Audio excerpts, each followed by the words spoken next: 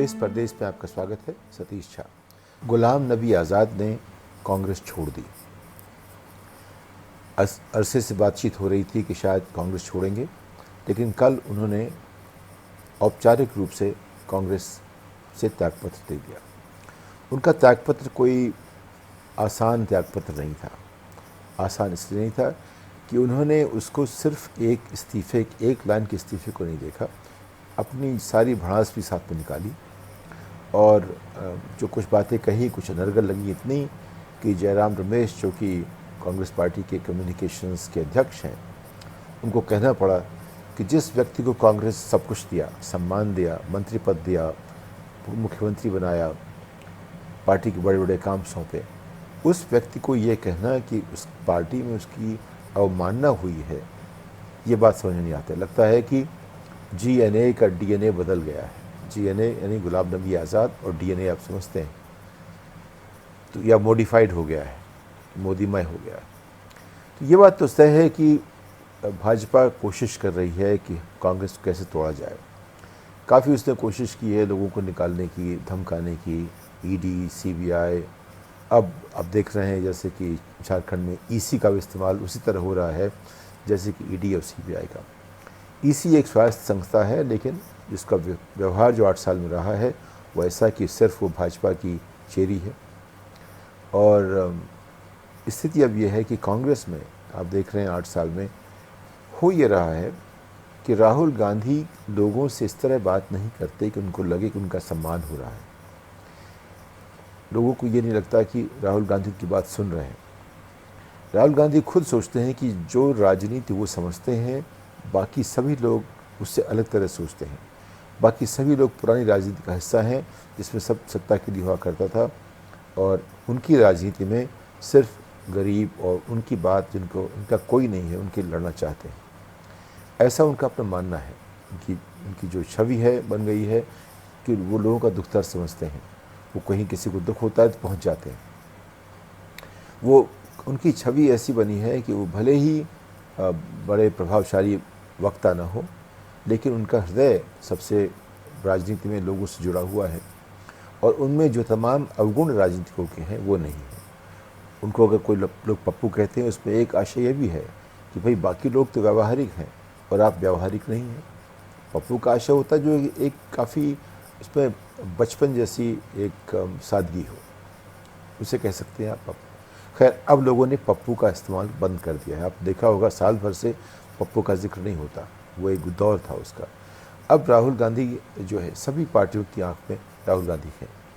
उन्होंने अपनी जगह बनाई है, लोग उनकी बात सुनते हैं, समझते हैं, लेकिन उन्होंने अपने जो दूसरी सीढ़ी के जो नेता हैं उनके सामने अपनी छवि ऐसी नहीं बनाई कि लोग उनको अपना सकें, उनसे जुड़े वही लोग हैं जो जानते हैं कि कांग्रेस का मतलब सोनिया गांधी, राहुल गांधी या गांधी परिवार है आज की तारीख में, क्योंकि लोग उससे इत्तेफाक करते हैं, लोग उसकी बात समझते हैं। उनकी नज़र में कोई भी ऐसा व्यक्ति आज की तारीख में नहीं है जो कांग्रेस का नेतृत्व कर सके।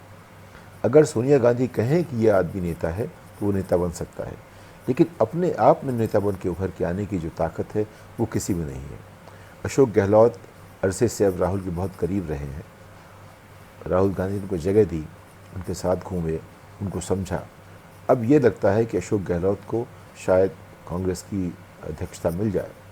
अगर ऐसा होगा तो तमाम लोग, जो लोग चाहते हैं कि एक नया गांधी से अलग कोई नाम उसमें आए, उनकी जो सारी शिकायतें ख़त्म हो जाएंगी। और अशोक गहलोत ऐसे मजे हुए नेता हैं। वो बहुत प्रभावशाली वक्ता नहीं है, लेकिन उनका नेतृत्व जैसे देखा आपने राजस्थान में, उन्होंने अपनी जगह बनाई है। और लोग जो जिस तरह मैं देखता हूँ उनमें एक मिस्ट्री सी है। लोग वो समझ नहीं पाते वो अगला कदम कैसे उठाएंगे, और उसको लेकर के तमाम लोगों जो मैंने देखा है वो लोग सोच नहीं पाते कि वो किस तरह से अपनी अगली चाल चलेंगे। आपने देखा वो मुख्यमंत्री थे, फिर वसुंधरा ने उनको हराया, फिर वो मुख्यमंत्री वापस आ गए। आसान बात नहीं थी। तो उनमें अपनी नेतृत्व की प्रतिभा है। वक्ता भले ना हो, क्या वो देश को जोड़ पाएंगे? लेकिन हमने देखा है कि देश जब जुड़ता है तो परवाह नहीं करता कि आप कहाँ के हैं, कैसे बोलते हैं, क्या कर, उसकी उसे परवाह नहीं होती। उसे परवाह है कि कौन काम करेगा हमारे लिए। तो अशोक गहलोत ने कई ऐसे कदम उठाए हैं समय समय पर, जिससे कि लोगों को लगता है कि वो उनसे जुड़े हुए हैं, और इससे जो अंदरूनी जो एक लाग डांट चल रही थी, जो अंतर्विरोध थे पार्टी के राजस्थान में, वो भी कुछ कम हो गए। सचिन पायलट हमेशा उनकी छवि है एक काबिल नेता की। उनके पिता की छवि जो थी, जैसे मैं जानता था, लोग कहते थे कि तमाम मंत्रियों में जगजीवन राम के बाद अगर कोई ऐसा प्रभावी जो इफ़ेक्टिव मंत्री था तो वो राजेश पायलट था। अब सचिन पायलट में लोग वैसे कुछ गुण देखते हैं। उनका अपना एक अंदाज़ काफ़ी अच्छा सा है, उसमें जिस तरह से बातचीत करते हैं, अपने आप को पेश करते हैं, उसमें एक प्रतिभा दिखती है, और उनको लोग मानते हैं कि भविष्य के नेता हैं। तो उससे जो राजस्थान में जो उठापटक हो रही थी, शायद थोड़ा उससे ख़त्म हो जाएगी साथ। अगर अशोक गहलोत को एक राष्ट्रीय रोल मिलता है तो उससे कई सारे फ़ायदे हैं। अब सवाल ये है कि वो कैसे उसको आगे लेके बढ़ेंगे। कांग्रेस में लोग कहते हैं कि गांधी और नेहरू परिवार बहुत समय से इसके अध्यक्ष। ऐसा है नहीं, ये तभी से शुरू हुआ, राजीव गांधी के बाद से ऐसा हुआ है कि सोनिया गांधी उसके अध्यक्ष बनी रही, और कोई नेता दूसरा उभर के आ नहीं पाया। क्योंकि अंत में ये बात होती है कि लोग किसको चाहते हैं, और लोग एक गांधी का नाम समझते हैं, और बाकी कोई इतना उभर कर नहीं आ पाया कि उसकी ऐसी छवि बन सके। तो अगर सोनिया गांधी, राहुल गांधी ने संकेत दिया है अशोक गहलोत को आगे आने के लिए, ये अच्छी बात है। लेकिन कुछ पहले हो जाता तो शायद आज़ाद नहीं जाते, या हो सकता है इसीलिए बाहर नहीं चले गए कि वो चाहते थे वो बन जाए प्रेसिडेंट। ये बात भी हो सकती है। अब ये बातें हम लोग जो कहते हैं उसके आधार पे हम कोई टिप्पणी नहीं करना चाहते, लेकिन उनकी वो अपने आप में एक ऐसे नेता हैं जिनकी जगह थी, लेकिन उनकी जो भूमिका रही, उनकी जो उपलब्धियां रही, ऐसी नहीं थी कि उनको कांग्रेस का अध्यक्ष बनाया जाए। अशोक गहलोत के पास वो उपलब्धियां हैं। उन्होंने अपने बूते पर चुनाव लड़ा, अपने बूते पर उन्होंने एक राज्य की सत्ता संभाली, और 2 बार गुलाम नबी को भेजा गया था, उनको बनाया गया, और उनमें काफ़ी तरह की क्षमता है, प्रतिभा है, लेकिन वो बनाए गए हैं कांग्रेस पार्टी के नेतृत्व के जरिए। जबकि अशोक गहलोत ज़मीन से जुड़े हुए नेता हैं, छात्र आंदोलन से लेकर के अब तक, आज़ाद भी छात्र आंदोलन से जुड़े हुए थे।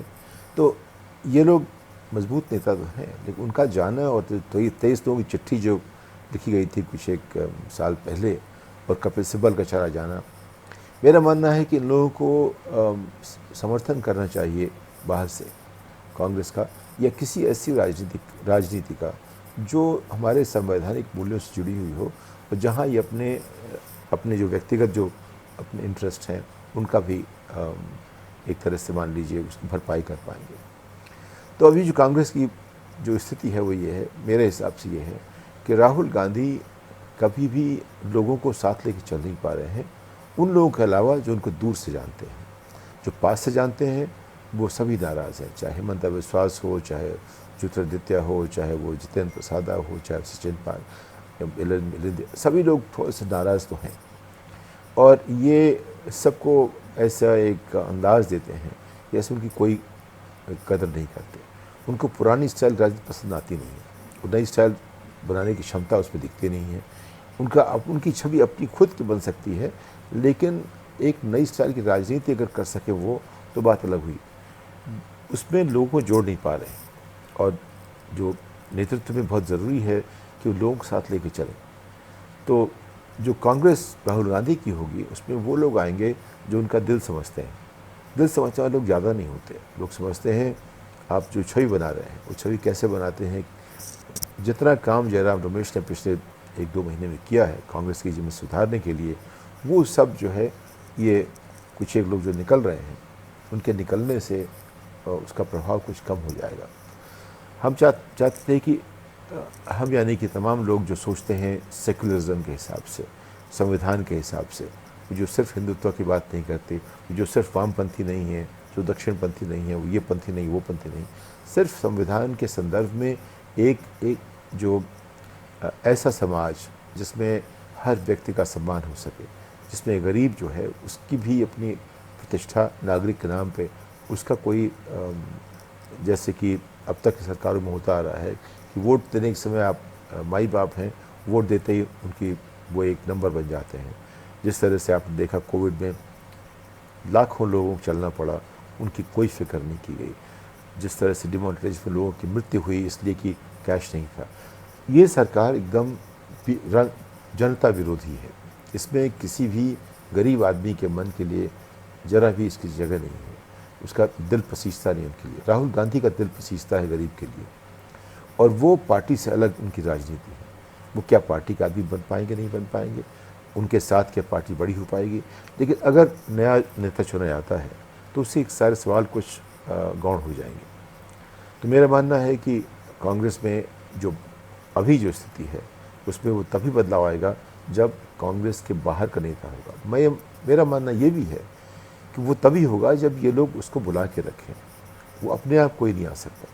जब तक कि गांधियों का समर्थन नहीं मिलेगा, उनका पूरा समर्थन नहीं मिलेगा, कोई भी व्यक्ति कांग्रेस की जो आज की छवि है, जो आज की उसके आदर्श हैं, मूल्य हैं, और उसके जो अनुयायी हैं, उसमें जो विश्वास करते हैं, वो तब तक किसी को नेता नहीं मानेंगे जब तक कि गांधी परिवार आज उसका पूरा समर्थन न करे। बाद में बात बदल जाएगी। वो ये निर्भर करेगा कि हमारा नेता जो नया होगा कैसा नेता है। वो तय करेंगे कि गांधी की छवि कितनी ज़रूरी है पार्टी के लिए। इस बात के साथ अगली पायदान तक विदा लेता हूँ। नमस्कार।